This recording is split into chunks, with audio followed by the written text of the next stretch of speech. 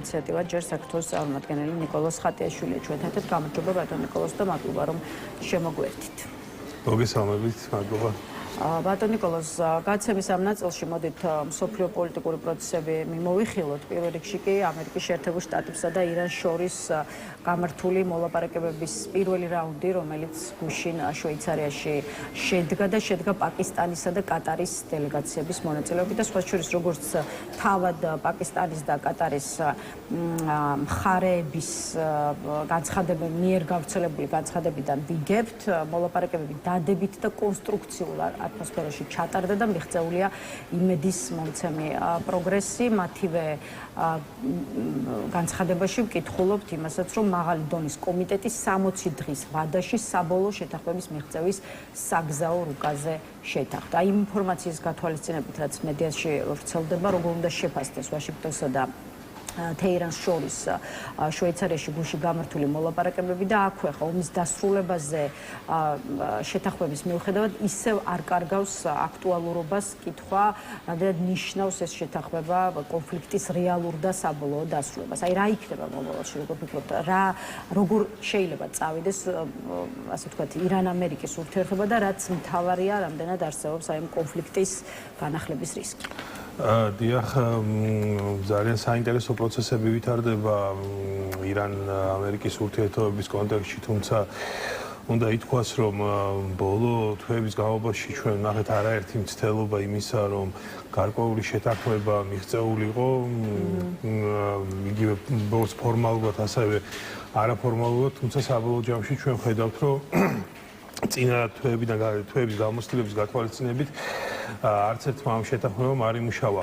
აქ მთავარი პრობლემა არის იმაში, რომ ყველა ის გადაწყვეტილება, რაც ამ ხელშეკრულებებში შედის, რაზეც არის საუბარი ხოლმე, ზოგ შემთხვევაში ან ამერიკის ეროვნულ ინტერესებს ეწინააღმდეგება, ან ირანის ეროვნულ ინტერესებს ეწინააღმდეგება.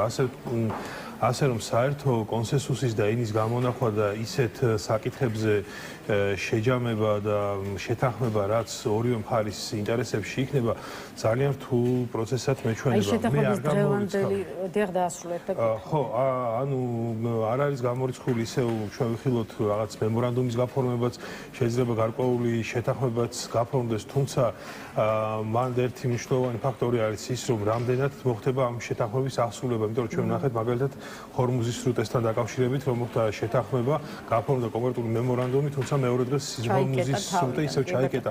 ანუ ძალიან ტურბულენტური სიტუაცია არის ირანის კონტექსტში და მე ამ ეტაპზე გარკვეულწილად არარეალისტურად მეჩვენება ისეთი შეთანხმების გაფორმება, რომელიც ერთი მხრივ იქნება ორივე ქვეყნის ეროვნული ინტერესების შესაბამისად და მეორე მხრივ იმდენად ეფექტურად მოხდება ამ ხელშეკრულების აღსრულება, რომ ეს მოახდენს ამ კონფლიქტის დეესკალაციას. თუმცა მაინც ეს ძალიან არასტაბილური ვითარება არის და ნებისმიერ შემთხვევაში ძალიან ბევრი რისკი იქნება. აი შეთანხმების დღევანდელი ტექსტი, დღევანდელი ვარიანტი, რომელი ქვეყნის სასარგებლოდ უფროა. თვითონ ირანის საგარეო საქმეთა მინისტრი, კონკრეტულად მინისტრი წერს სოციალურ ქსელ X-ზე, რომ ირანის ნავთობზე სანქციები მოიხსნა და ირანის საზღვარგარეთ გაყინული აქტივების ნაწილი გათავისუფლდა და ირანისთვის მასშტაბური რეკონსტრუქციისა და განვითარების გეგმა დაიწყო, ამბობს აბას არაღჩი. აი მოუწია თუ არა ამერიკის შეერთებულ შტატებს იმაზე მეტის დათმობა, ვიდრე ამას დონალდ ტრამპი და მისი ადმინისტრაცია, ასე ვთქვათ, თავდაპირველად აპირებდა და ვარაუდობდა, ანუ ხო, რა პასუხი გაქვთ იმ კითხვაზე, რომელიც უკვე დაგისვით, ვისი ინტერესები უფრო მეტადაა გათვალისწინებული, აი იმ შეთანხმების 14 პუნქტში, რომელიც ყოველ შემთხვევაში დღეისთვის დევს სამუშაო მაგიდას. ნუ რა თქმა უნდა, ეს ამერიკის ინტერესებში ნამდვილად არ იქნება, იმიტომ რომ წლების განმავლობაში ირანზე ზეგმოქმედების და ზეგავლენის ერთ-ერთი მნიშვნელოვანი ბერკეტი იყო სწორედ სანქციების დაწესება, ირანულ აქტივებზე ასე ვთქვათ, წვდომის შეზღუდვა და სხვა მექანიზმები, როდესაც ჩვენ საუბრობთ ირანის ნავთობზე სანქციების მოხსნაზე, კონკრეტული რაღაც ფონდის შექმნაზე, რომელიც მოახდენს ირანის რეკონსტრუქციას, ეს რა თქმა უნდა ეწინააღმდეგება ამერიკის ინტერესებს და ამერიკა ამ სიტუაციაში ძალიან სუსტ ქვეყნად წარმოაჩენს თავს.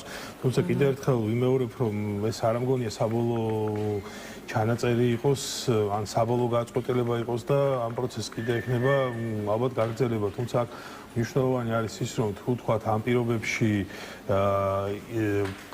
ამ პირობებით მოხდა საბოლოო შეთანხმება და ირანმა შეძლო ძალიან სწრაფად გაძლიერება და ამ პირობებში ირანი ნამდვილად შეძლებს სწრაფად თავისი შესაძლებლობის გაძლიერება, ეს უკვე შესაძლოა იმაზე უარესი სურათი მიიღოთ რეგიონში, იმაზე უფრო საშიში გახდეს ირანი, ვიდრე ეს იყო აქამდე. აქედან გამომდინარე, არ ვიცი რამდენად საბოლოო ჯამში ეს გადაწყვეტილება იქნება მიღებული. ასევე არ უნდა დაგვაუწყოს ჩვენ ისრაელის ფაქტორიც და არ უნდა დაგვაუწყდეს ჩვენ ცალკე ისრაელის და ცალკე ამერიკის შეერთებული შტატების ინტერესები ირანის კონტექსტში, იმიტომ რომ ორივე ქვეყანას გარკვეულწილად განსხვავებული ინტერესები აქვთ ირანთან დაკავშირებით. ეხლა ამერიკის ინტერესებში არის, რომ ჰორმუზის სრუტე ღია იყოს, ამერიკის ინტერესებში არის, რომ მისი მოკავშირეები ყურის ქვეყნებში, ვინც ირანის მეზობლები არიან და რეგიონში არიან, ისინი იყვნენ უსაფრთხოდ, ხოლო ისრაელის შემთხვევაში ერთ-ერთი მთავარი მიზანი არის და რა თქმა უნდა, ორივე ქვეყნის ინტერესებში არის, რომ ირანის ბირთვული პროგრამა შეჩერდეს და ისრაელის ინტერესებში არის, რომ რეჟიმი შეიცვალოს, იმიტომ რომ ისრაელი განიხილავს ირანს როგორც ეგზისტენციურ საფრთხეს და აქედან გამომდინარე არსებული ირანული რეჟიმი მუდმივად იქნება ისრაელისთვის მნიშვნელოვანი გამოწვევა. ასევე აქ კრიტიკული მნიშვნელობა ექნება ირანის პოზიციას იგივე ჰეზბოლას, ჰამასის და სხვა ეგრეთ წოდებული პროქსების მხარდაჭერის კუთხით, იმიტომ რომ ეგეც ამერიკის ინტერესებში არის და ისრაელის ინტერესებში და თუ ვერ მოხერხდა ამ ყველაფრის მიღწევა, გამოდის რა, რომ ვერც ერთმა ქვეყანამ, ვერც ისრაელმა და ვერც ამერიკამ ვერ მიაღწიეს ხო თავის ეროვნულ ინტერესებს. აქედან გამომდინარე, ნაკლებად სავარაუდოდ მეჩვენება, რომ ამ პირობებით, რაც დღეს არის გაჟღერებული, ეს შეთანხმება შედგეს. თუმცა დღეს ისე სწრაფად ვითარდება გლობალური პოლიტიკა, რომ არაფერი არ არის გამორიცხული, მაგრამ მაინც მე ვფიქრობ, რომ ამ ეტაპზე ნაადრევია კონკრეტული დასკვნების გამოტანა. ბევრი დრო არ გვაქვს, ამიტომ რაც შეეხება სხვა კონფლიქტებს და მსოფლიოს სხვა ქვეყნების პრობლემებს, აი დრო რომ სწორად გავანაწილოთ ახლა რამდენიმე წუთი უკრაინაზე და ამავე დროს პოლონეთსაც მინდა დავუთმოთ, იმიტომ რომ ვოლოდიმირ ზელენსკის აშკარად დაეძაბა ურთიერთობა პოლონეთის პრეზიდენტთან კაროლ ნავროცკი იგივე საკეთებს, რასაც ორბანი აკეთებდა და ეს ძალიან ცუდად დასრულდება, ერთგვარად იმუქრება უკრაინის პრეზიდენტი. აი რამდენად არსებობს, ასე ვთქვათ, ობიექტური მიზეზები, რის გამოც ორი ქვეყნის პრეზიდენტებს როგორც ჩანს ერთმანეთი არ მოწონთ და რა პრობლემები შეიძლება უკრაინას შეუქმნას პოლონეთთან არამეგობრულმა ურთიერთობებმა. ვიცით რა არის უკრაინაში ომის დაწყების დღიდანვე პოლონეთი განსაკუთრებული მხარდამჭერი იყო უკრაინის, მე ვიტყოდი რომ მთავარი მხარდამჭერი და ყველა ის ნაბიჯი რაც პოლონეთმა გადადგა უკრაინის კონტექსტში დასაწყისში, მაშინ როდესაც ერთობლიობაში ევროკავშირი პირველ ეტაპზე თავს იკავებდა მკვეთრი გადაწყვეტილებების მიღებისგან, პოლონეთი იყო ის ასე ვთქვათ პირველი ქვეყანა, რომელმაც იგივე ტოვულები მიიღო, იგივე დახმარება აღმოუჩინა უკრაინას და ყველა ის ნაბიჯი გადადგა, რომელიც საჭირო იყო აი ახლა რა შეიცვალა და რატომ შეიცვალა? ამ შემთხვევაში ხა მე ვერ ვიტყოდი რომ ორბანს ვერ შევადარებდი პრეზიდენტის პოლონეთის პრეზიდენტს, რადგან ორბანის ხელში იყო ფაქტობრივად აბსოლუტური ძალაუფლება უნგრეთში, თუმცა პოლონეთის შემთხვევაში ჩვენ ვიცით როგორ არის მათ გადანაწილებული პრემიერ-მინისტრი დონალდ ტუსკი, რომელიც უკრაინას მხარს უჭერს, პრეზიდენტის ინსტიტუტს აქვს ნაკლები გავლენები ვიდრე თქვათ აღმასრულებელ ხელისუფლებას. აქედან გამომდინარე კონფლიქტის და დაძაბულობის შემთხვევაშიც არ ამგონია რომ რაიმე არსებითი პრობლემა შეუქმნას პოლონეთმა უკრაინას. რა თქმა უნდა, გარკვეული ბერკეტები აქვს პოლონეთის პრეზიდენტსაც, მაგრამ ერთობლიობაში ის ერთობა და ის ურთიერთობები, რაც ჩამოყალიბდა 2022 წლის მერე უკრაინასა და პოლონეთს შორის, არ ამგონია რაიმე საფრთხის წინაშე დადგეს.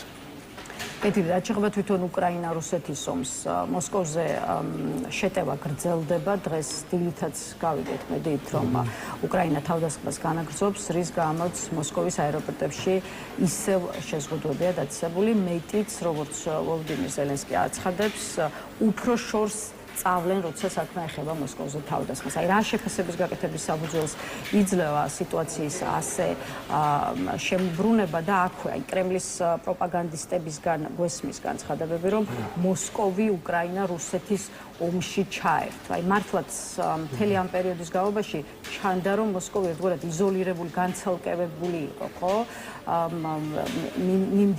მიმდინარე საომარი მოქმედებებიდან მოსკოვს ყველაზე ნაკლებად შეეხო მათ შორის სამხედრო მობილიზაცია. აი ახლა რას ნიშნავს უკრაინასთან ომში უშუალოდ მოსკოვის ჩართვაც? მაგ რამდენიმე მნიშვნელოვანი ფაქტორი არის. პირველი ფაქტორი არის ის, რომ უკვე ძალიან აშკარა გახდა მთელი მსოფლიოსთვის, მათ შორის უკვე რუსეთის მოქალაქეებისთვის, ვინც მავნე პროპაგანდის მსხვერპლი იყო, რომ უკრაინამ მოიპოვა მნიშვნელოვანი და შეიძლება ითქვას გადამწყვეტი უპირატესობა სამხედრო ფრონტზე. მნიშვნელოვნად გაიზარდა უკრაინის სამხედრო შესაძლებლობები და აქ კრიტიკული დატვირთვა აქვს იმას, რომ უკრაინამ შეძლო თავისი წარმოებული იარაღის განვითარება ისე, რომ მისი დამოკიდებულება უცხოური იარაღზე შემცირდა და ეს ორი ფაქტორი უკვე მნიშვნელოვან უპირატესობას აძლევს და აძლევს საშუალებას, რომ უკვე მოსკოვზე ესეთი აქტიური შეტევები განახორციელოს. ეს რა თქმა უნდა ისევ და ისევ ასუსტებს რუსეთს, რომელიც ისედაც დასუსტების ფაზაში არის შესული და რა თქმა უნდა როდესაც ჩვენ საუბრობთ ომის წარმოებაზე, არის საველე ოპერაციები, საველე სამხედრო მოქმედებები და არის ფსიქოლოგიური განზომილება. საველეში ჩვენ ხედავთ, რომ უკრაინას მნიშვნელოვანი წარმატება აქვს რუსეთის კონტექსტში და ასევე ჩვენ ხედავთ, რომ უკრაინას ფსიქოლოგიური უპირატესობაც აქვს მიღწეული რუსეთის კონტექსტში. იგივე მაგალითისთვის რომ მოვიყვანოთ მაისის აღლუმი ხო, ანუ ძალიან ასე ვთქვათ, მნიშვნელოვანი გზავნილი გაკეთა მაშინ ზელენსკიმ, როდესაც თქვა, რომ აი მე ნებას გრთავთ, რომ ჩაატაროთ აღლუმი, ასევე წერილის მიწერა ზელენსკის მხრიდან და ასე შემდეგ. ერთობლიობაში ეს ქმნის გარკვეულ ფსიქოლოგიურ უპირატესობას უკვე რუსეთზე და თუ თქვათ აქამდე რუსეთს პრობლემები ჰქონდა ფრონტზე, ეხლა უკვე რუსეთის შიგნით იმ მოსახლეობის შორისაც გაჩნდა გარკვეული პროტესტი, რომელიც ამ პერიოდის განმავლობაში დეзинფორმაციის, რუსული დეзинფორმაციის მსხვერპლი იყო. აქედან გამომდინარე,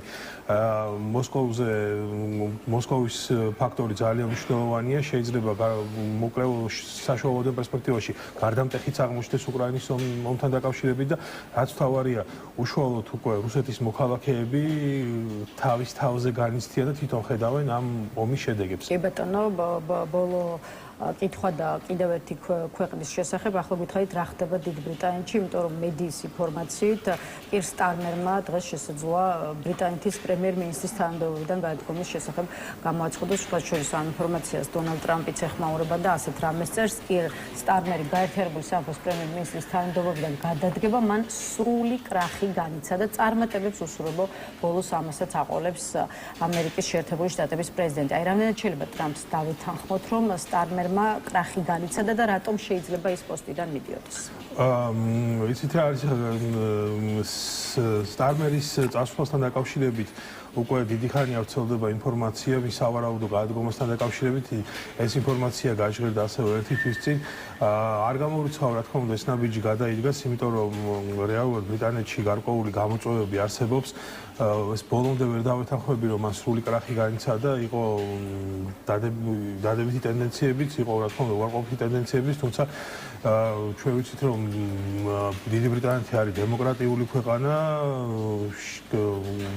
ძალიან ცოცხალი პოლიტიკური პროცესები მიმდინარეობს ხოლმე და რომც გადადგეს სტარმერი, ეს არ იქნება რაღაც კატასტროფა ბრიტანეთისთვის, უბრალოდ ეს იქნება დემოკრატიული პროცესის ნაწილი და ჩვეულებრივ ხდება ასე, რომ რა თქმა უნდა არ გამოურიცხავ მაგას, თუმცა დავალოდოთ ალბათ ჯობია მოვლენებს და უშუალოდ სტარმერი თვითონ გააკეთებს აბრალებს ამასთან დაკავშირებით. მადლობა ბატონ ნიკოლოზ სტუმრობისთვის. დღეს ამ დავასრულოთ. ინიციატივა ჯერ საქართველოს წარმომადგენელი ნიკოლოზ ხატიაშვილი პასუხობდა ჩვენს კითხვებს. დღეს ნიუსრუმი ამით დასრულებულია.